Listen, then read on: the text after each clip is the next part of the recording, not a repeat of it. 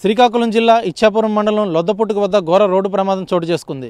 ఈ రోడ్డు ప్రమాదంలోని 37 మంది కూలీలు ఉన్నారు. అయితే వీరంతా కూడాను కేరళ రాష్ట్రంలోని కూలి పనుల కోసం వెళ్ళిన వారు. వీరంతా కూడా జార్ఖండ్ రాష్ట్రం నుండి కేరళ రాష్ట్రానికి గత కొద్ది నెలల క్రితం కూలి పనులకు వెళ్ళి అక్కడ కూలి చేసుకుని ఆ పనులన్నీ పూర్తయిన తర్వాత మళ్ళా తిరుగు ప్రయాణం వారి రాష్ట్రం సొంత రాష్ట్రం అయినటువంటి జార్ఖండ్కు వెళ్ళే క్రమంలో కేరళ రాష్ట్రంలోని వారంతా కూడాను ఒక దగ్గర చేరి బస్సు బుక్ చేసుకుని ఆ బస్సులోనే కేరళ నుండి జార్ఖండ్ వరకు వెళ్లేందుకు సన్నద్ధాలు చేసుకున్నారు. అయితే ఈ తరుణంలోనే కేరళ నుండి జార్ఖండ్కు వెళ్ళే క్రమంలోని బస్సు ఏదైతే ఉందో అది ఆంధ్ర ఒడిశా బోర్డర్ దగ్గరికి వచ్చేటప్పటికి ఈరోజు పొగమంచు కారణం వల్ల అక్కడ ఆల్రెడీ రోడ్డు మరమ్మతులు కూడాను శరవేగంగా జరుగుతున్నాయి. అయితే ఈ రోడ్డు మరమ్మతులు జరుగుతున్న ఈ క్రమంలోని బస్సు అతివేగంగా వెళ్తున్న తరుణంలో అక్కడ ఏదైతే డైవర్షన్ అలాగే బ్లైండ్ టర్న్ ఏదైతే ఉందో ఆ టర్న్ దగ్గరికి వచ్చేటప్పుడు కూడాను ఆ బస్ డ్రైవర్ ఆ బస్సుని అదుపు చేయలేక ఆ రోడ్డు మార్గం నుంచి కిందకి దిగిపోవడంతో బస్సు ఒక్కసారిగా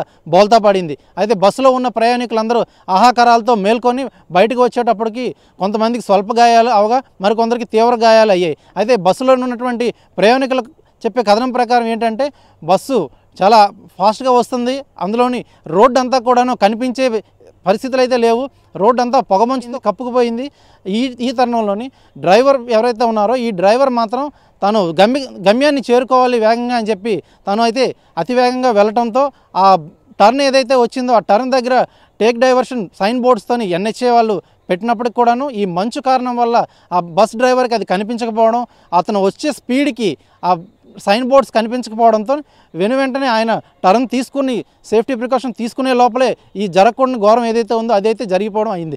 అయితే ఈ ఘటన జరిగిన వెంటనే స్థానికులు ఎవరైతే ఉన్నారో తెల్లవారుజామున కావడం వల్ల వారంతా కూడాను ఆ ఘటనా స్థలానికి వచ్చి ఆ క్షతగాత్రులైనటువంటి ప్రయాణికులందరినీ కూడాను బయటికి తీసుకొచ్చి సురక్షిత ప్రాంతాల్లోని చేర్చారు. అలాగే తీవ్ర గాయాలు పాలైనటువంటి వారందరినీ కూడాను సమీప ఆసుపత్రికి తీసుకుని వెళ్ళి వారికి చికిత్స అందించే ప్రయత్నం కూడా చేశారు.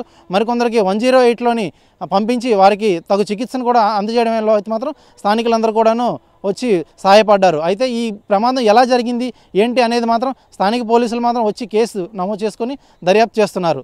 లొద్దుపుట్టుక గ్రామం నుండి వీడియో జర్నలిస్ట్ రామకృష్ణతో సురేష్, RTV శ్రీకాకుళం. మరిన్ని వీడియోస్ కోసం ఛానల్ ని సబ్స్క్రైబ్ చేయండి, లేటెస్ట్ అప్డేట్స్ కోసం వాట్సాప్ ఛానల్ ని ఫాలో చేయండి అండ్ లింక్ డిస్క్రిప్షన్ లో ఉంది.